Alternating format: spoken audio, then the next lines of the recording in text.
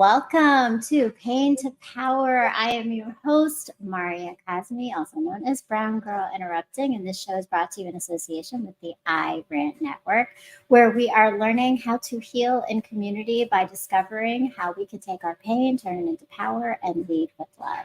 So tonight, I'm really excited in a few moments to introduce my guest, but before I do, I have been reflecting on actually learning on some ideas of emotions. And I'm currently reading a book having to do with professional learning and how emotions come into conversations that are heightened and complex. But there's something that came up which has this idea of decolonizing our emotions and the idea of that and recognizing how often the patriarchy and also dominant white culture sometimes has dictated how we show up in our emotions and what that looks like. And I'm bringing it up today because I specifically think about this in terms of men. And I know that there have been a lot of personal interactions and relationships for me where the fear and inability to express emotions and be vulnerable has created toxicity or damaged relationships with me and people. But also, I'm raising 3 boys who are really 3 men.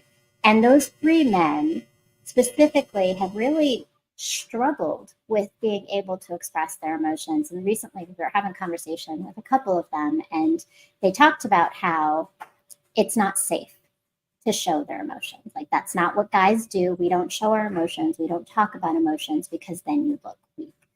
And I think about that in this idea of decolonizing our emotions, because that's the patriarchy, right? That is really the patriarchy and this idea that as men, you are unable to express and talk about how you feel and the barrier that may cause to your actual healing.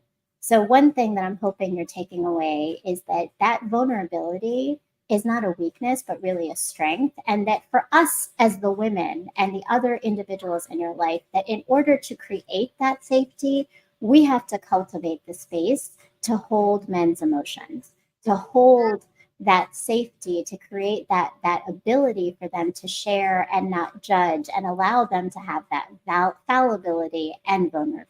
So as we're going into today's conversation, I am really excited to introduce my guest, who also has been so brave and bold in taking the risk of coming on today's show. He has over 25 years of experience in the hip hop industry in a variety of different roles.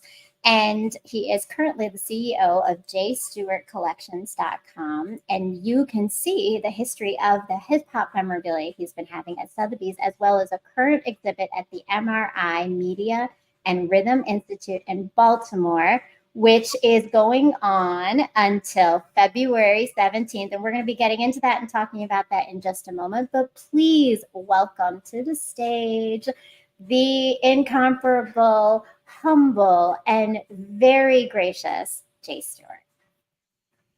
Thank you. Thank you. Big up to you. Like I told you, I don't do like a lot of podcasts, but like just from what you said in the beginning, it's always positive here. It's always motivating, and thank you for doing that. And it just puts me at ease. Like the first time we spoke, like we just talked on the phone for like an hour. Like it's so easy to talk to because it's always positivity, always motivation for everyone. Like on the show. So big up to you. Well, thank you, and I really appreciate that. And you know, I think that I would echo that for you because I've been to, I got to see For the Love of Vinyl, that is your exhibit in Baltimore at MRI. And you are so incredibly gracious in the way that you welcome people in. You create this space of community. You share your story about your work in the industry itself. And I'm really honored because today you are offering to share more of your story with us and being vulnerable. And it's a great example of, again, what we talked about right at the beginning of the show. So actually, I am curious to know, because you did say when we first talked, right, that you don't do a lot of interviews and that you like to not be necessarily in the forefront of things. So I'm just curious to know what made you want to be able to share your story here and share your story with me? Like I said, every there was one time that you were on the show. Oh no, you were on your live, and you were like, "I'm about to go to this party, and it's probably going to be like this, and this is going to happen." And then you got right back on the next day, and you was like, "Nah, that didn't happen at all. It was actually a great time."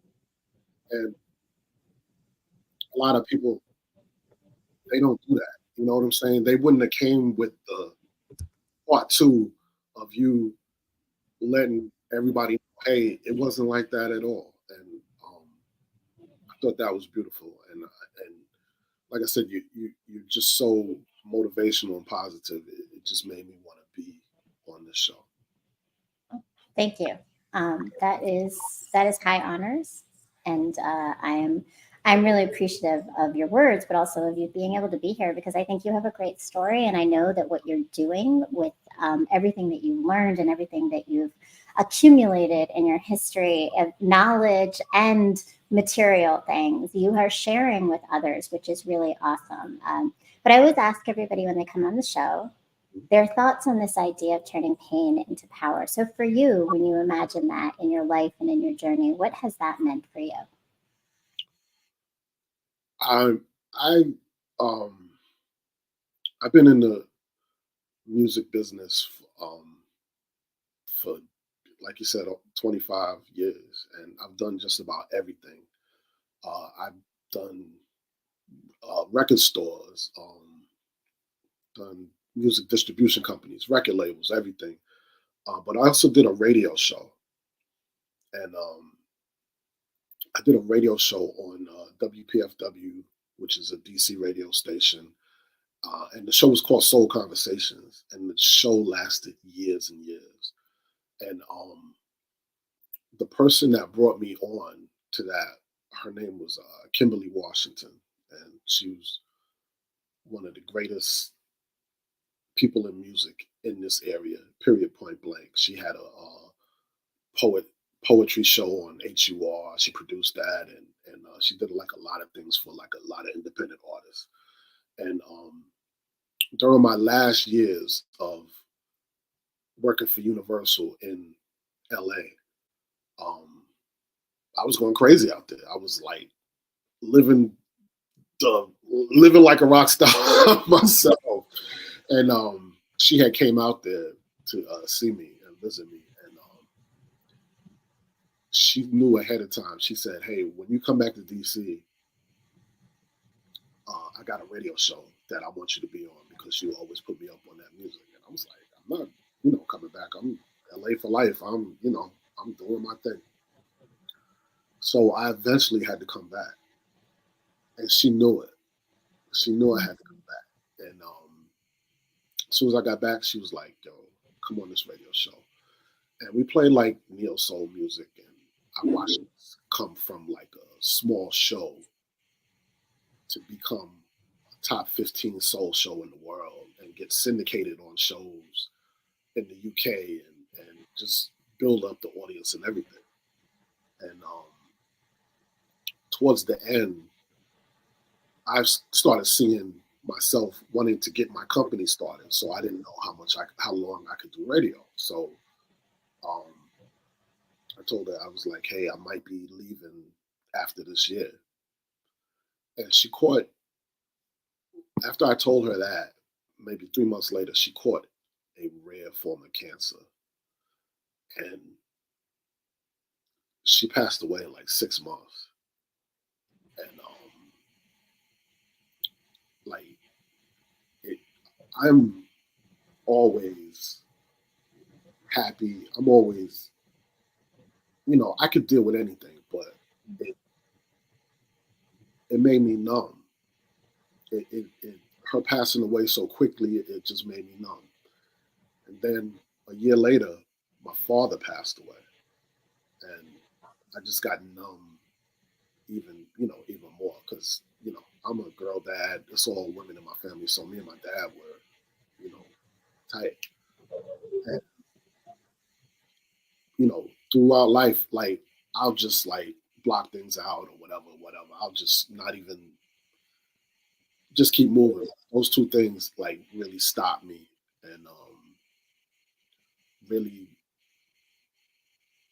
made me question life and question things and stuff like that. So it was a painful time for your boy, you know. Yeah. So I kept on with the radio show, kept doing it for as long as possible. I brought a friend in with me. Her name was DJ Lotus. She's like a big time DJ now and doing soul music all over the place. And with some words of wisdom from my cousin one and just another friend, they really snapped me back together. They were like, hey, you know, I lost my father too.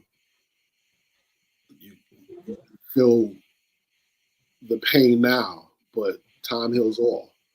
So you gotta take your time and everything that you planned on doing with your company, just keep going forward with it. And you know, the time did heal, and I did get myself together and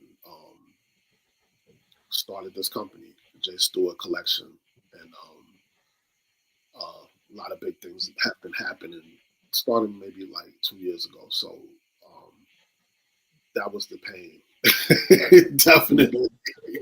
Yeah, I mean, well, my condolences for your loss of Kimberly and your dad. I mean, and so quickly and so suddenly, and both so close together, right? That is a lot of pain, and it sounds like though your healing did come from community.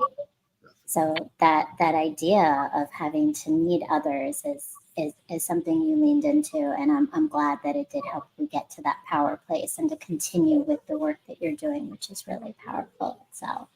And I mean, which is all connected to your love and passion and everything you've been doing within the hip hop industry. So even before you got to the place of soul connections, right? You started off right, like in this love of hip hop. So take us back a little bit, just to like what was your moment where you realized that hip hop is something that was speaking to you? Ooh, so long ago. But I'm from Queens, New York City, a place called Laurelton, Queens, and way back when, if all of y'all out there could believe this, there was a time when hip hop wasn't on the radio. It was like frowned upon, and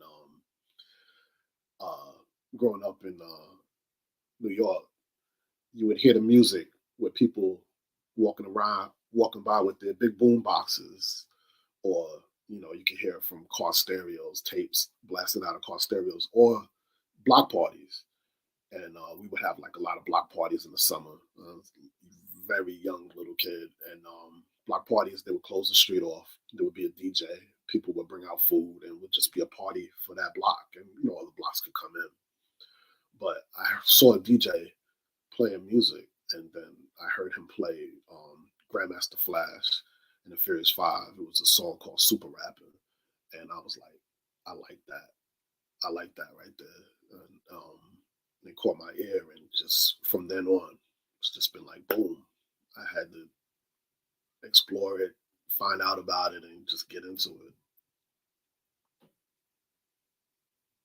That was Your mic went out. Oh, sorry. What was that exploration like? Where did it take you? Just hip hop is a culture. Um, it's not just DJing. It's not just rapping. I I started breakdancing. You would see the b-boys in the street with the cardboard in the streets and dancing. I did graffiti. Yeah, yeah, I was a bad boy. Cool. Or artistic. I mean, like it's the narrative, right? Thank you. So yeah, I did graffiti, and it became, from the clothes I wore to the way I spoke, it became everything to me. My culture, definitely. I love that. But and I think the way you frame it, right? Hip hop is culture. Like and you talk about it like that. And I think the way you live and breathe it, that it really has become this, it's that piece of you. But you, when we talked, I know you shared a little bit about how that culture really started to come into like what you were doing in your move to Maryland, right? Tell us a little bit about just what happened when you moved to Maryland and how that really escalated like this trajectory of getting into the actual industry of hip hop. Well, when I was out there doing the graffiti,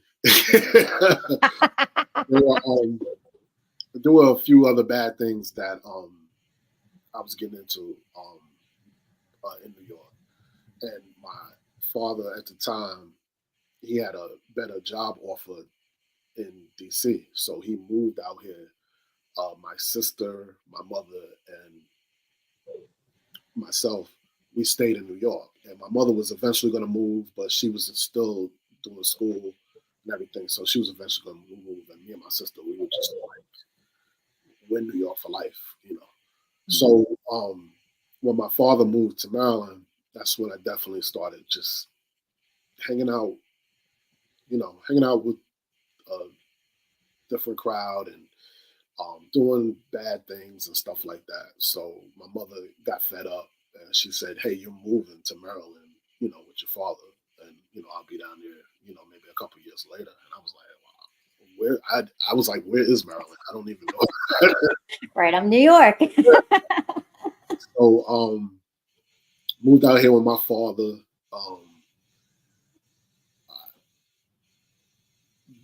Back in them days, there were 4 channels on TV. They didn't have cable. So I'm taking you back then.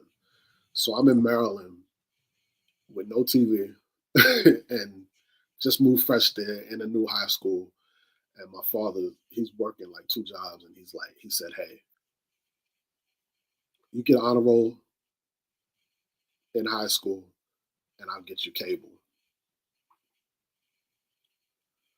I did the knowledge. I did the for cable. Oh my gosh, back then, you kids today don't even know how it is. So I mean, I made honor roll. So I got cable. I got cable. I'm watching TV, all that. So after I graduated from high school, he was like, "You may not like college, but you're gonna have to do something, trade school, some form of education." And I was always a DJ.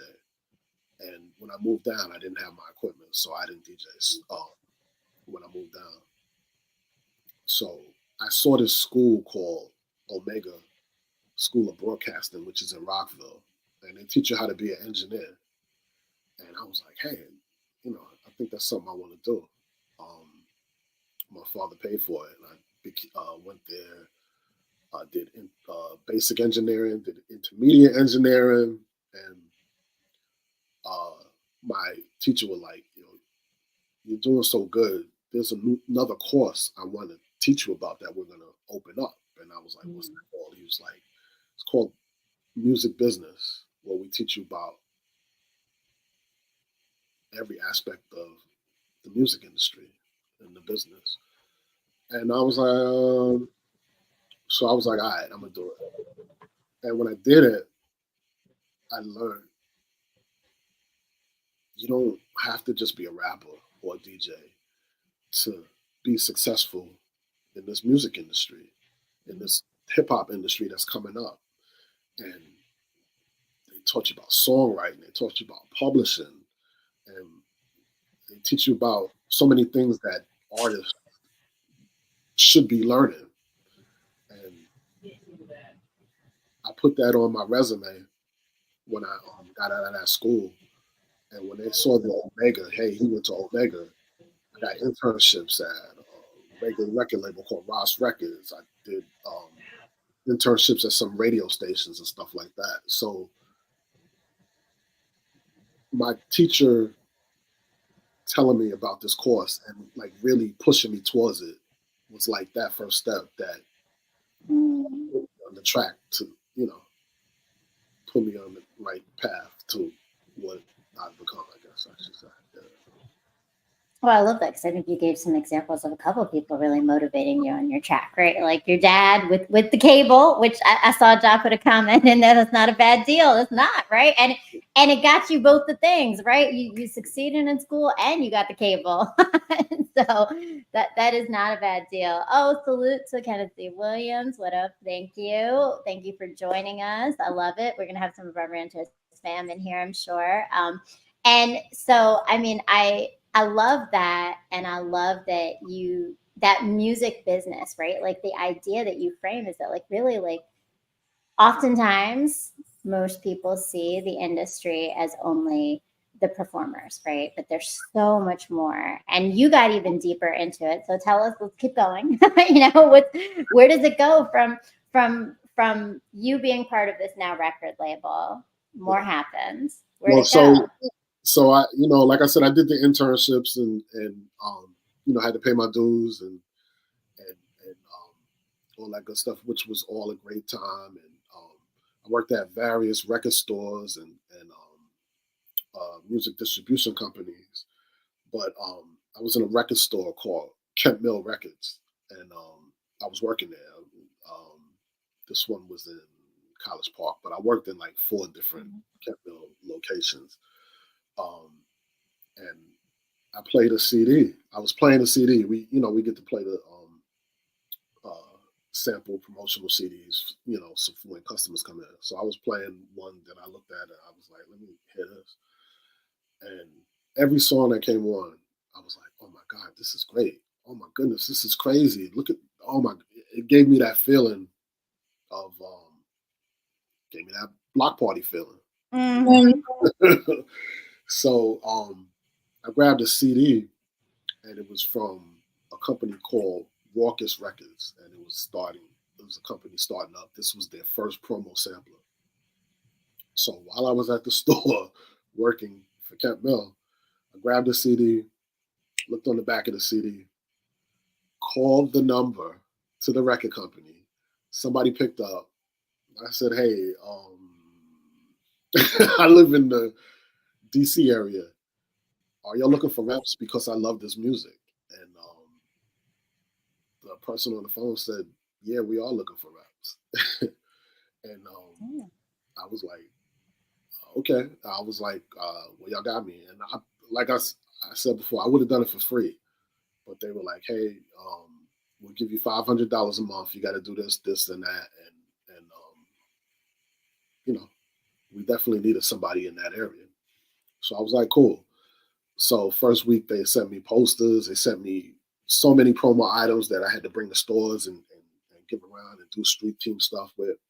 And then the second week, they called me. They said, hey, BET is in DC.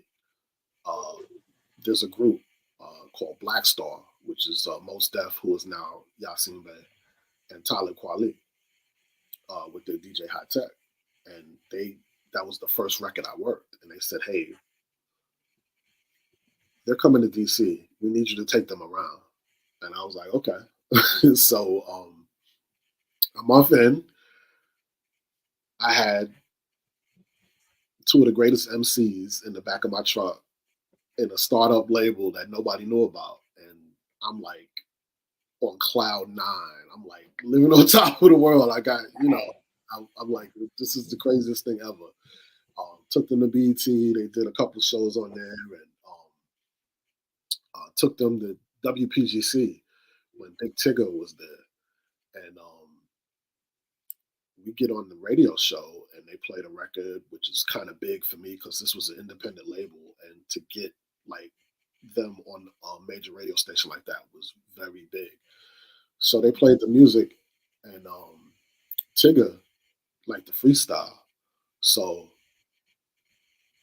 Tigger asked them to freestyle. So they did freestyle rhymes on WPGC. And it was everything that we did that day when we were driving around. So like we went to a restaurant and the water at the restaurant, they put that in the rhyme.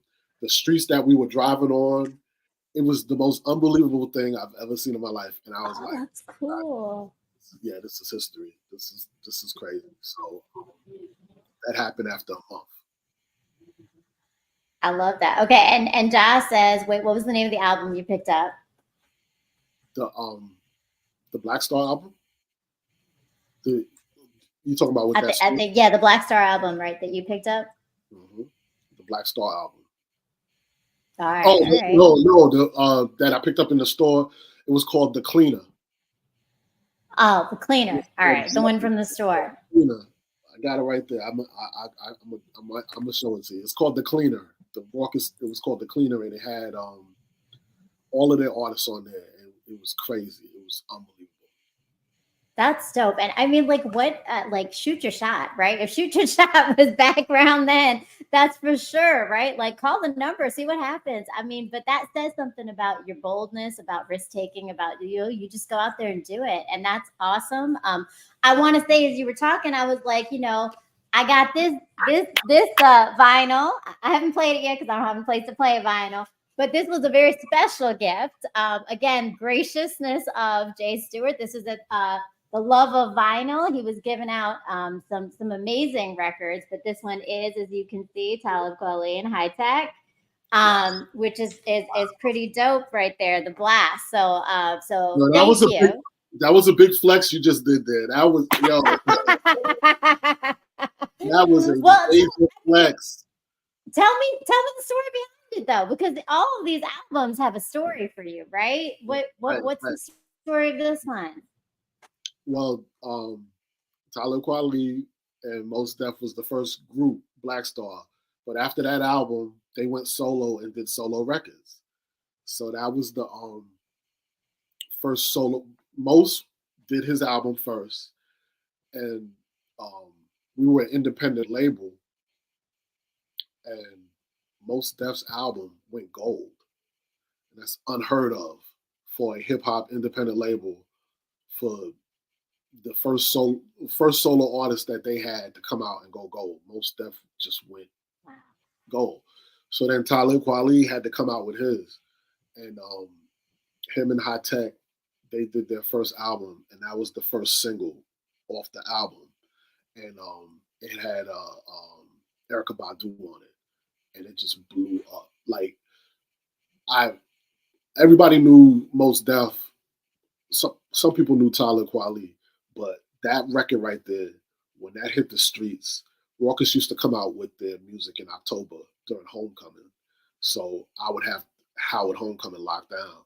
So when that record came out, and it was that and Jay-Z that played in every car at Howard Homecoming that year. It was crazy. It was crazy. That's wild, and what an amazing story. I mean, and I think for me, and for anybody who got some of the vinyl, I don't know if everybody knows the story behind all the pieces that you were giving out that evening. I gotta say, my daughter also cleaned up pretty well. I don't know if you want to share the story of this one. That's the Tupac album. That was his last album, and it was like they brought other artists on with his tracks. So that's a special album because that was the last one done. But it's also a clean album. And with your album, with your record, which was a promo, and that which was a promo, the promos are the one that are more collectible. They're worth more money. So that one right there they probably only made like 20 of those. So there's that. That's amazing. And your daughter was she was the highlight of that whole event. I'm just looking at pictures, and she's holding on to her vinyl like I feel like a doll baby, like through the whole thing. Like she would not let it go. I got a picture of her holding it in the air. She's like, that was the highlight of that event for me. That event was the highlight for her. I mean, and I will tell you, a lot of people tried to negotiate her out of that album, but she was like, this is mine. Like, every picture, she's like this, or she's like, yeah. Yeah, for sure. You know, and I will say, so she didn't know a lot about Tupac, but now she's recognizing it. We have not played the vinyls yet because we don't have a place to play them. But as soon as I got one, we're gonna play these and listen to them for sure. But so, I mean, I think that speaks to your generosity, which is really like where you are now in terms of all this history of working with some amazing people in the industry. And you just named a few, but there's so many more, I know, and so much more history and stories. But you took this in 2020 and you started Jay Stewart's collection. Tell us a little bit about Jay Stewart's collection, what you created, and what led you there. So throughout my life and every aspect of the music industry I was in, um, whether it be record stores, whether it be distribution companies, whether it be the record labels, I started grabbing the memorabilia. Like back then, ladies and gentlemen, we had record stores. They were everywhere, like every corner. You would find a record store, and all of our artists that were in there, we would promote them. So we would make posters or key items like T-shirts or, um, you know, uh, different promotional items to help that record sell more, to get people in the mind, hey, this record is coming out. So I grabbed memorabilia from every artist I work with and put it in the storage unit from back in the days, and like literally forgot about it. So in 2020, Sotheby's, which is the #1 auction house in the world. I mean, they sell. I saw them sell a Pablo Picasso. I mean, this is unbelievable for like 100+ million. And so they're big time. They have like they collect. They're #1. They did a hip hop auction in 2020 during the pandemic, and they sold 123 units, and they made $2 million off of that. Now that was during the pandemic when we didn't know if we could go to the grocery store. You know what I'm saying? artists a different world. I couldn't get a haircut. Like it was like, The world shut down, right? It's a whole nother the art world didn't shut down. everything. Yeah, the auction houses didn't shut down. They were still doing it. So kind of opened my eyes. I was like, wow, that's incredible. So I was like, let me see what I got in my storage unit. Let me, grab stuff, and I brought it home and did an inventory. So then 2022 was the second Sotheby's hip hop auction. They sold like 115 units, made 1.5 million.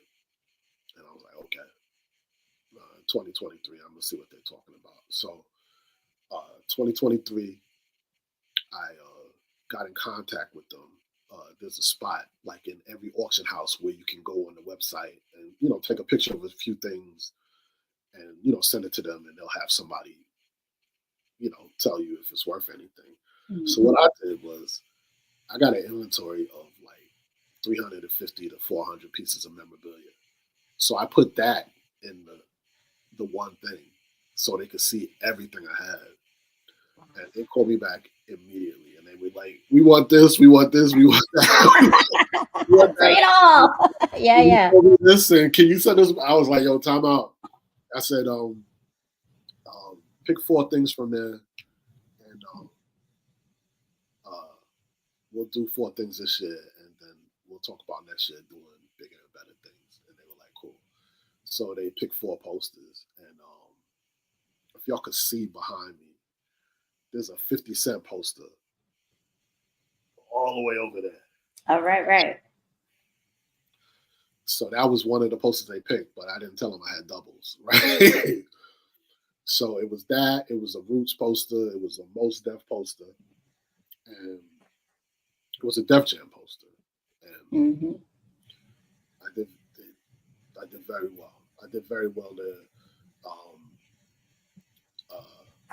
My stuff was right next to Tupac's ring that Drake bought for $1 million. I mean, it was just an amazing, eye-opening event. And right then there, on their paper, on the Sotheby's paper, they said from the private collection of Jay Stewart. And I said right there, we're gonna start the Jay Stewart collection. That's it. That's it, right? I love it. The vision came clear though, but and then you've done so much. It sounds like you're really strategic about the way you do this. In that, you know, it isn't everything, and it isn't everything for everyone. So how do you make that decision of what you share and how you share those things within Jay Stewart's collection? Ooh, that's everything depends on the venue. The first time we did this during the Sotheby's, when I found out I had stuff going in Sotheby's, I teamed up with a couple of friends of mine, Gerald and DJ Two Tone.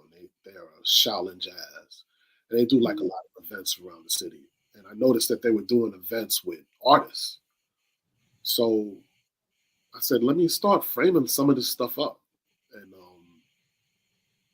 maybe like put it in a gallery or something. So Gerald, who runs Shaolin Jazz, he said he has a gallery where he's, you know, he lives. And we didn't even know what we were doing. Like I just started, I had the 50 Cent poster and I took it to Michael's and I said, how much would it cost to frame this? And they were like $400. And I was like, you know, that's like, I'm like, that's a lot of money, but this is something I really want to do. Let me think about it. I turned around, I saw a frame that fit that 50 Cent poster with a mat for $50. Right. All you gotta do is buy it and put it in. Right. Yeah. $50. Right. So I bought 2 of them, and then I bought 3 frames and brought them home and put some of the posters in them. And I had family in town, and they came downstairs and they saw them. And they were like, "Oh my God, I want that," for the 3 posters. And I was like, "That's the reaction I wanted." So I just bought every Michael's out in a 50-mile radius, and I just started putting posters in them, and they started looking. I was like, "Oh my God, they look amazing and they look uniform." So I got 12 posters for the gallery that Gerald, that was in his house, and we just invited people, got a DJ, bought some liquor, and said, "Hey, come see these pictures," and it blew up. So like, so many people came out. They were like, "Yo, how long is this gonna be up? And how much? I want to buy something and this and that." And this was like one night only, and I was like, "Okay, we got a thing here." And then that was one night only, very successful. Then we went to Sotheby's, which was the next night, and then Bowie State called, and they said, "We have a big gallery. Can you fill it up with hip hop?" Yeah, I got that. I got the lyrics. Yeah. I got that. Nice. I got the raucous whatever. But Bowie State called, and their departments of Department of Fine Arts and everything is incredible, and their gallery is gigantic. And after the gallery, I also put like 12 pictures up in blind wino. So I had 12 pictures in blind wino, but I had so much memorabilia still here. I said, "Bowie State, yeah, I can fill up whatever you have."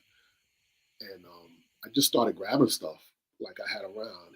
And Bowie State, they had like the glass boxes where you can display stuff in. So I got like really creative. It just didn't have to be the pictures. I started bringing everything, and we had 2 galleries going at the same time. And I said, "Okay, yeah, this is a business. We really got to start doing this." MRI called also after Bowie State, and I said, "Hey, me and Jimmy, big up Jimmy," and we were talking, and he said, let's have a vinyl element of this." So I got the frames, and then I got some classic vinyl that I could put next to each frame. So everything is something new. I got,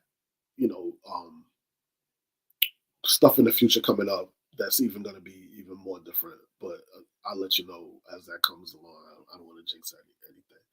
But it's kind of like you kind of like got to feel for it. Like Bowie State, I just grabbed everything, and I wanted to be focused on vinyl. So that's kind of how I pick those things and stuff like that.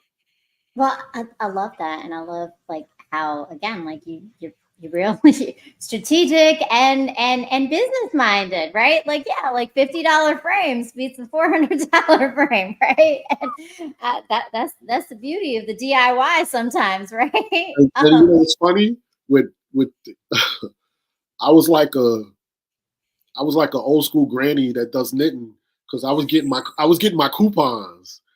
So wow. I was getting coupons. They were texting me special and rewards and stuff like that. So for all the frames I bought for the first gallery, it would have cost for them to frame that 157 poster. So all together, I got all of those frames. Yeah, it's fun. But look, when you're a business owner, that stuff matters. That's because and then look how big though it's become from there, right? Which is awesome. And I know MRI, we've got Media and Rhythm Institute in Baltimore right now. And you talked about the event, which we just mentioned, where my daughter Kaya was there too, and we got to attend. We also have another one of our hosts of shows that has been featured on the Renters Network. CDOT was there as well. But it's called For the Love the Love of Vinyl. But tell me, like, because now I have a little bit of experience with vinyl, but not a lot. So if you were to tell someone what it is that for you makes vinyl such a different music experience, what is it about that? For one, I am a physical kind of music dude. Like I don't have. I worked in the music business this long time. I don't have what's that? I don't have Apple Music. I don't have Spotify. All of my music is physical, whether it be vinyl. I still got cassette tapes and I have CDs. I did get into like MP3s, so I did do the iTunes for a little while for the radio show, but most of my music is physical. So I love physical forms of music, and vinyl to me is the best form, and it's just somebody bought a Curtis Blow record to the For Love of Vinyl, and it was so old that when they put the needle on the static, I felt the way when I heard the static from that record. You know, just a feeling, and getting and even taking it further, reading the liner notes and reading who was involved with this album. Sometimes, vinyl will have an open up where you can read even more and limited edition posters inside. Just love it. I just love it. That is true, though. That physical music gave you so much more like of a story to go with the music. Which is different. But there's also that sound, which right, like you explained, and I know when we were there, you played a track by De La Soul, and it had the three sides to the one record, right? Yes, and like I don't do many podcasts. I would not open a record like that. Like I'm gonna show you some stuff later. You'll see like a lot of the stuff is sealed because I keep it sealed. But I felt at that moment I had to show everybody in there what a 3-sided record was. So it was me, myself, and I, De La Soul's first 12-inch. No, not first 12-inch. It had to be it was their third 12-inch, and it was special because it had 3 sides. There was an A side. You turn it over, there was a B side. If you pick the needle up from the B side and put it back to the beginning, it'll play a C side, a third record. It was unbelievable. I got it on tape. I'm gonna put it on social media soon. But it was it felt so good to see that. I mean, it felt so good to do that. But just to see people like, wow, you know what I'm saying? Unbelievable. Yeah, and I mean the energy in that space and the way that the music just really did take over, and that was awesome. And so I see the chat is blown up. I want to make sure we honor it. Kelso Reach, thank you and welcome. And vinyl captures ethereal soul, computers simulated facts. Oh, that's so true, right? That simulation is so different, and it's a different generation that doesn't get it, right? Nothing beats the feel of vinyl and tape. That's why To Pimp a Butterfly was so sonically pleasing. They recorded on reel to reel. I love it. All right. And so I think I saw some other folks here in the chat. We want to honor that. Ja Logic and Friends says they say record has more sound and soul in them. Definitely more soul, right? Definitely more soul. Definitely. Yeah.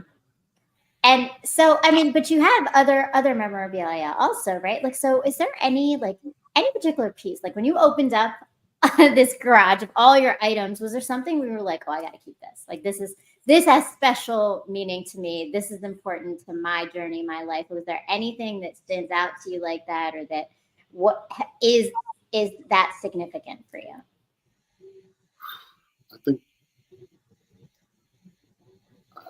I think all of it is.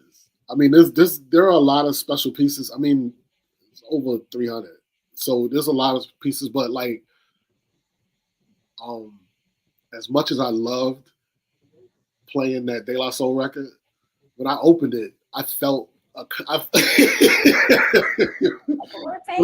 opened that record, I still felt it. You know what I'm saying? Like, I have like doubles and triples of like a lot of different records, and a friend of mine did like a record convention, so I did it like 3 times where I just bought like a whole bunch of my doubles and triples that I didn't even need, and I would sell stuff, man. I would sell it at a good price, whatever. But like when I see people buying it, I was like, I know it's a triple, but that's still my baby right there. I still felt the way, so I had to stop doing it.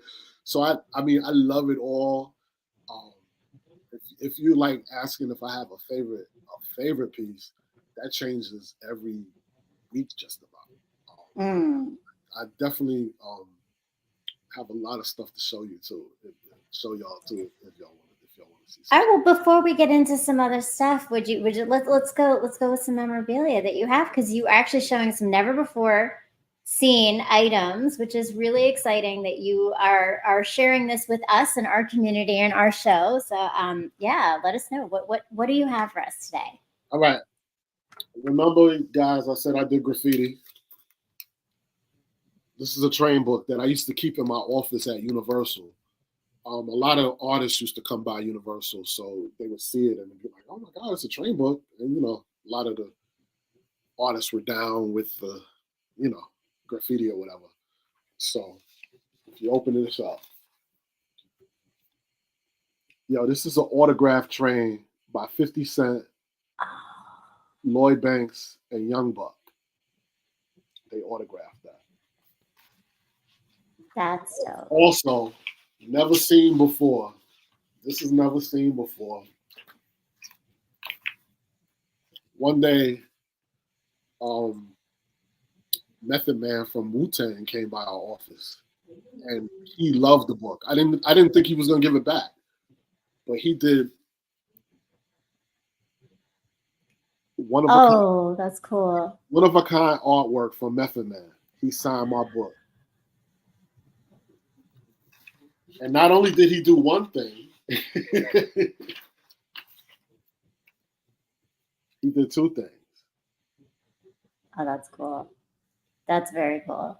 So that's one of a kind art, rare art from Method Man. This piece I just got. I think she just got inducted into the Rock and Roll Hall of Fame. But this piece I just recently got. I found this rare thing. I didn't even open it up yet. But back in the days when they had record stores, to hype up an album, they would have a calendar of the artist.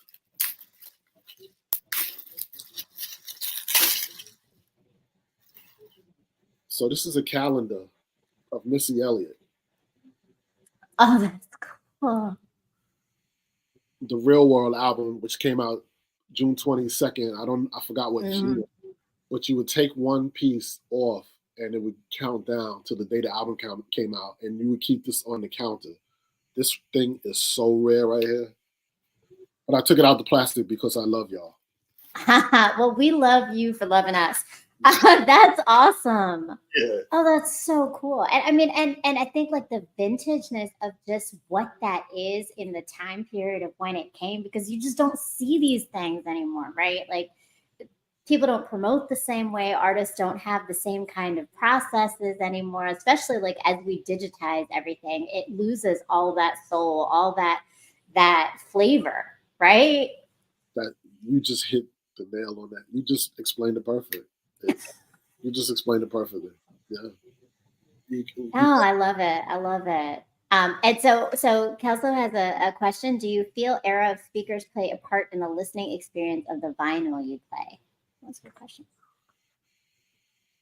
I still have if I showed you my setup, it's still like the old school 1970s, 80s setup with the amplifier and the tape cassette and I got a CD player on top. So I still got the old speakers. I don't have speakers older than,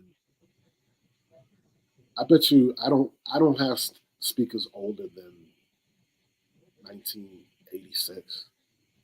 So I don't listen to new speakers. I listen to the old speakers, that old authentic sound. So that's how, I feel. Like I don't do like the Bluetooth or the new speakers. My stuff plays out of speakers that came from 1986 and older. So that's all.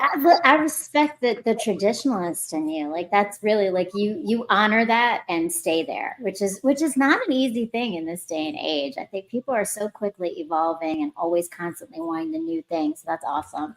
Geologic and Friends says a lot of that history that you just had to be there for too. Yeah.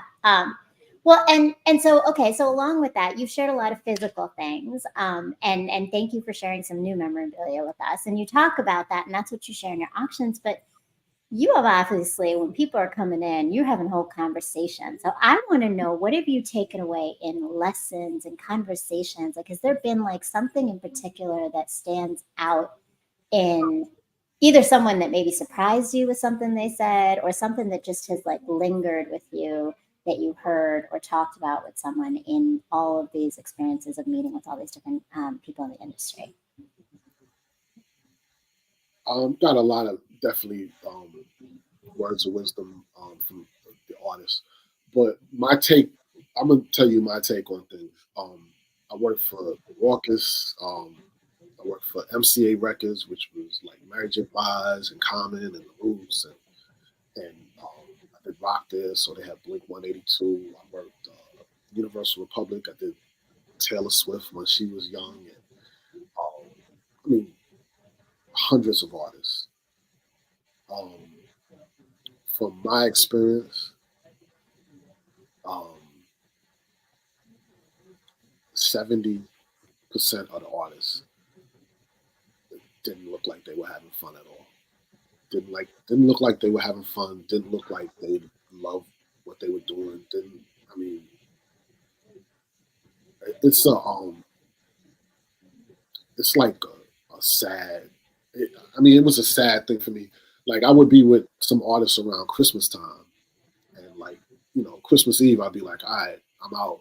I'm about to go home and be with my family, but they would still have to be on the road and do shows and FedEx family presence and did you get it, and waking up in a new city where the radio DJ is asking you the same thing the last 10 radio DJs asked you in the last 10 cities. It was really it just seemed like to me like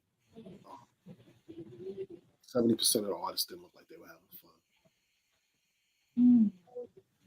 That's a real thing though. Definitely. And what it's so crazy when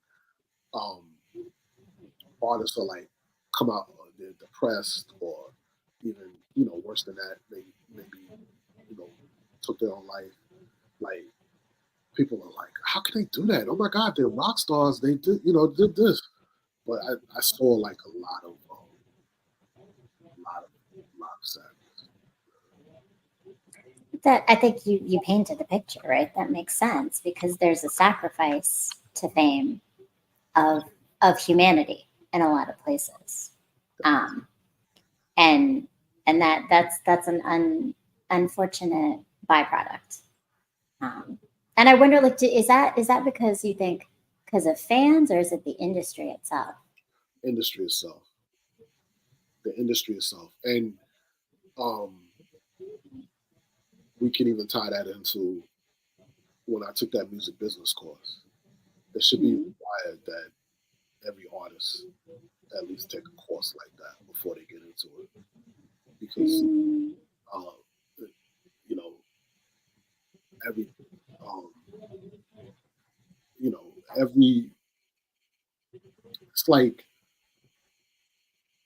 if you put like if you get a major label deal and you put money in these kids' hands, everything is happy until you yeah. realize that you have to recoup that money. You have to, you have to go on. You have to do this. You have to do that. You have to catch babies, and then it just start. They A lot of people didn't know what to expect, Hmm. so you can tie that to knowledge too. Definitely, up and coming artists that are watching or that will be watching this. Definitely learn the business. Definitely get as much knowledge as you can. No, that's big and that's important. So, do you think like the 30% of that 70, wait, of that 100, right? The 30% they had that business knowledge. Was there a difference in how they then showed up and what they experienced from the industry?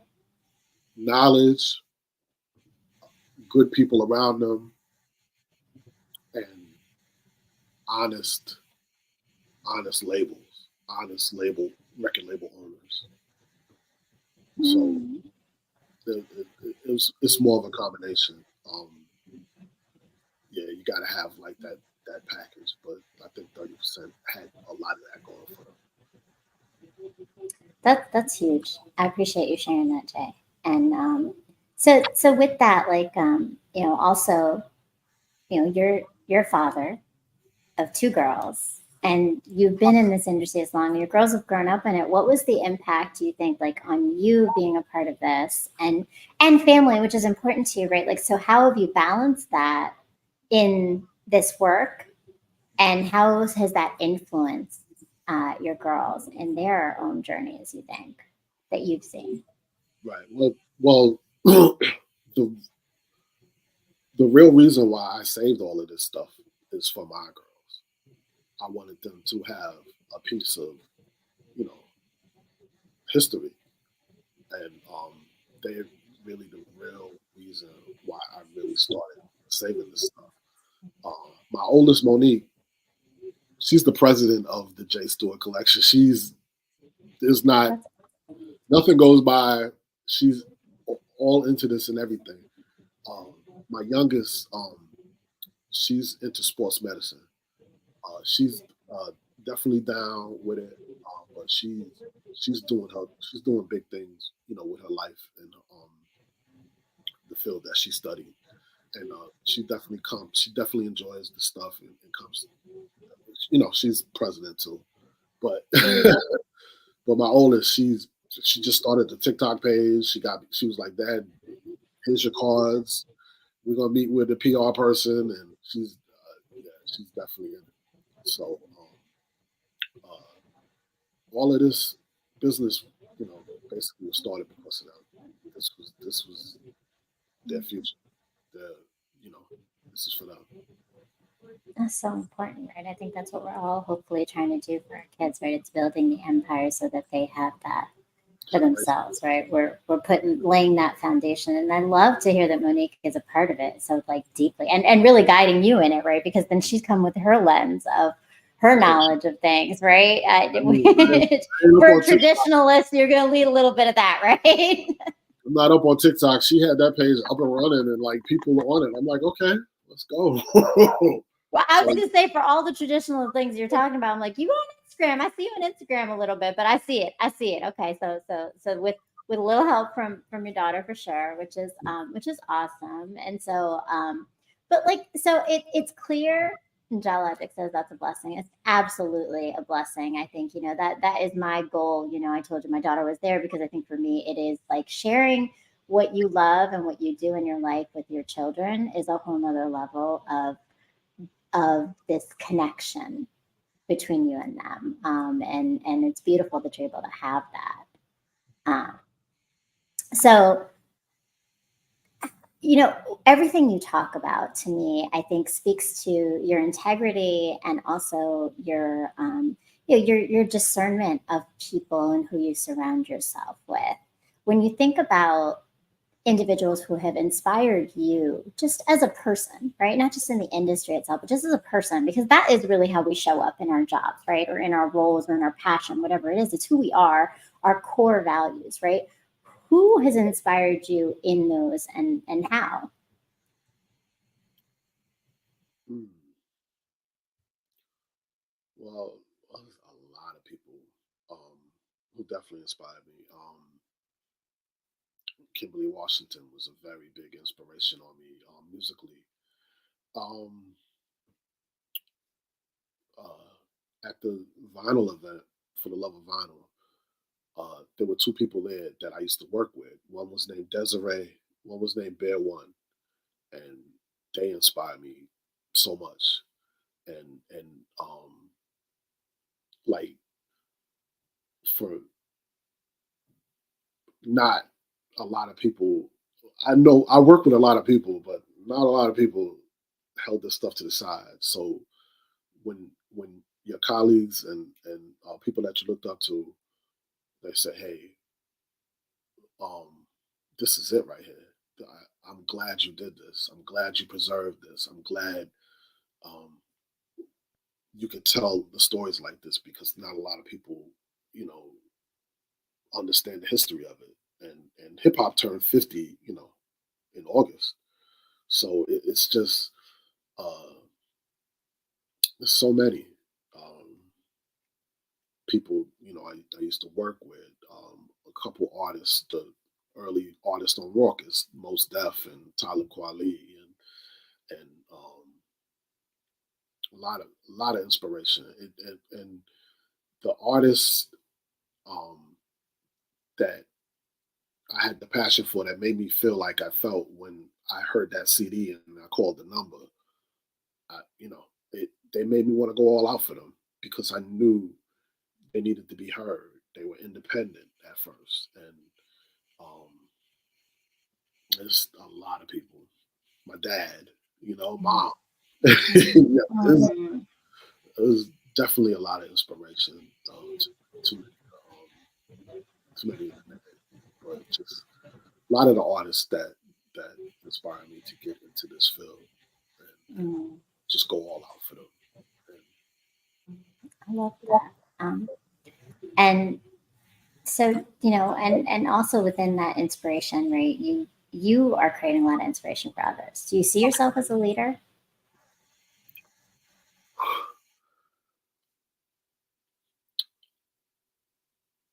I am the worst. That's why I don't do this because I'm the worst person to talk about myself. I don't know if a leader. I just want. I just want people like when I played that three-sided record. I just want people to have that feeling about music. I just want people to have that feeling, and I Mm. want to, you know, um, just give them the feeling of. I used to work at a lot of record stores. For me, walking into the record store was one of the most ultimate experiences that I could ever have.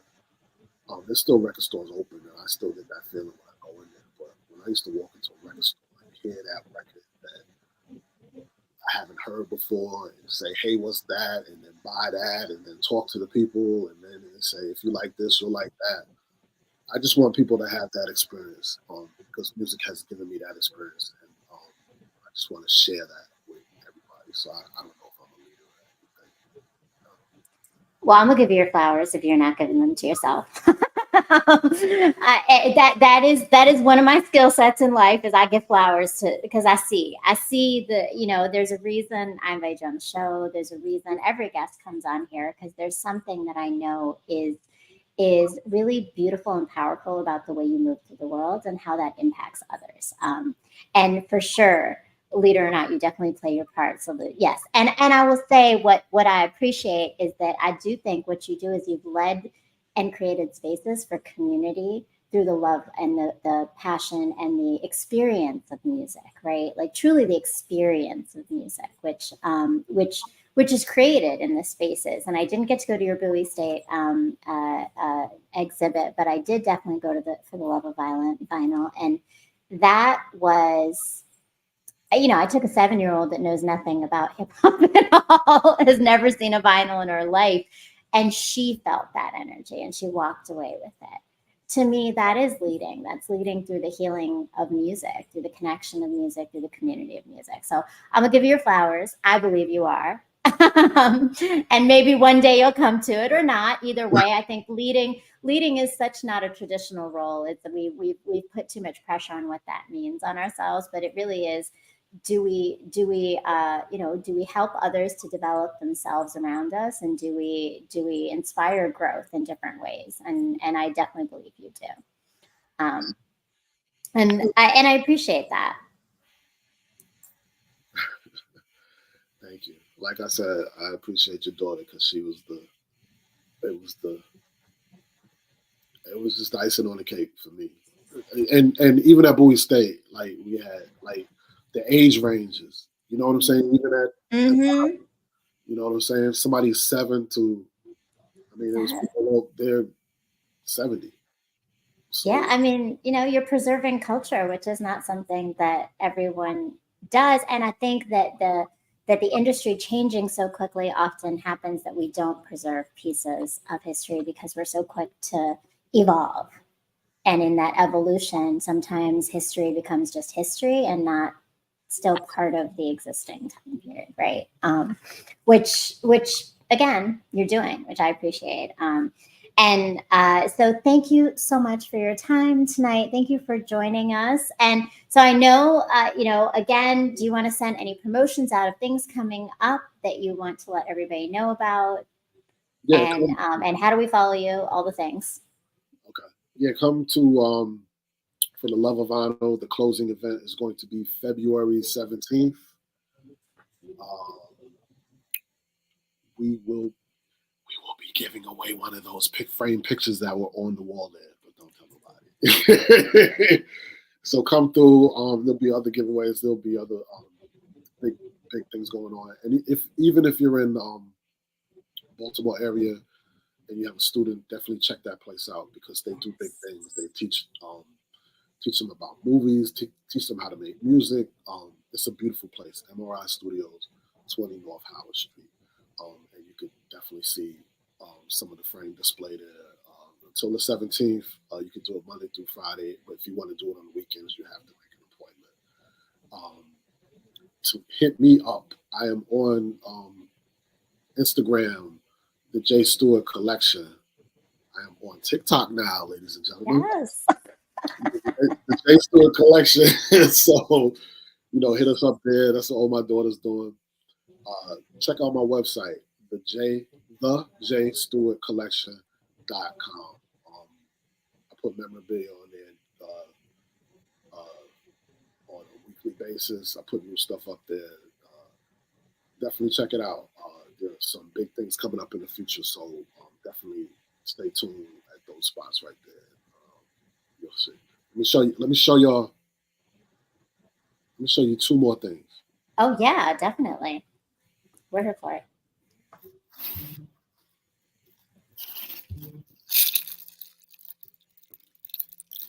These are the Jay-Z, the Black Album, Air Force Ones. See the Rockefeller logo? Nice. So rare. I think only 100 were made. Last pair sold for 10 G's. That's one. That's crazy for sure, right, John? This is The Lion King, autographed by Elton John. Oh, that's cool. Nice. Hold on. This is Erykah Baduism. This is her first album. This was a promo of the album before they was like gave her the go ahead that we were gonna do it. So this is how her first album came as a promo. So that's an insert with her name. Mm-hmm. When you open up the inside, that's her Oh, first. that's cool. Is that her writing? Yeah. Yes. Oh, that's so cool. So that didn't come like that, and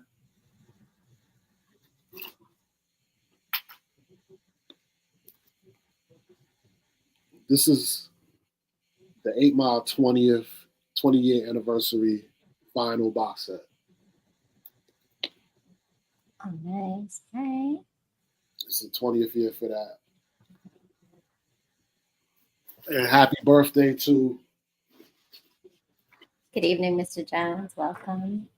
Happy birthday to Rakim. Nice. All right. This is Eric B. and Rakim's first album, Paid in Full. This is the original copy. This is a promo. This is the original pressing of that, unopened. Nice. That is awesome. And I feel so special. Like it's just us and you, but you sharing all this with us, which is awesome. That's the Lion King album that Jason Weaver was on. Is that the same album? Yep. He did the part. The Can't Wait to Be. He is so interesting on that.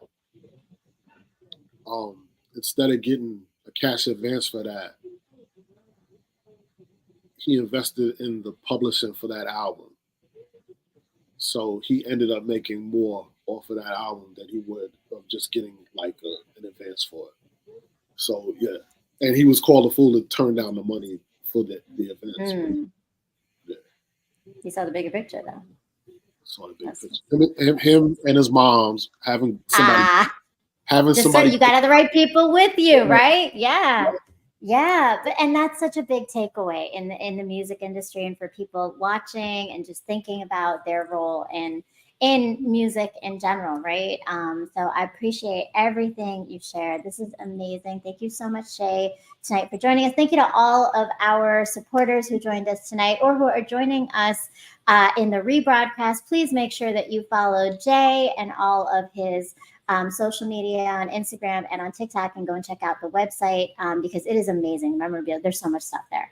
And you can learn a little bit more about him and some of the events coming up. And please follow me. I am Brown Girl Interrupting. I have this show, Pain to Power, featuring new guests every week. In fact, next week's guest is one of the people I met at your show. So I'm excited. Brother Nance is with us next week. Yes. Big ups, right?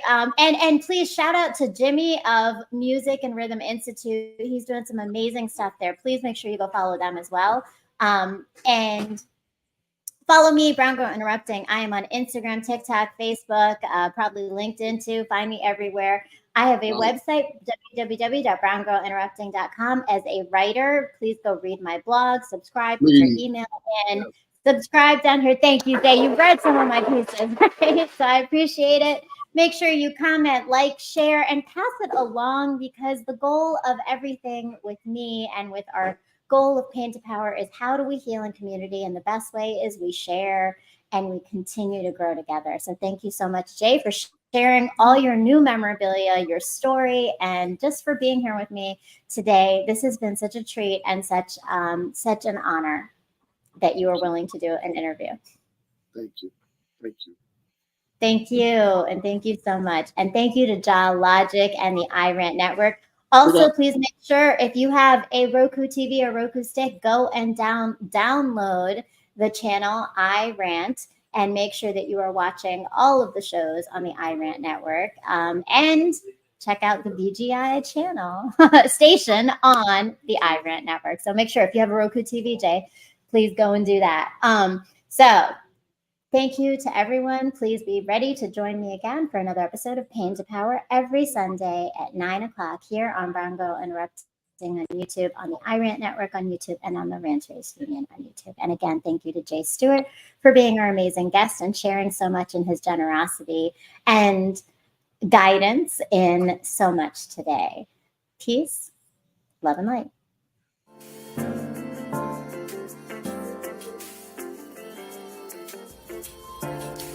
My world has slowly crumbled around me countless times, and every time I rebuild with the pieces I've been given to birth something so transformational and beautiful that no one else knew might exist before it was shown to them.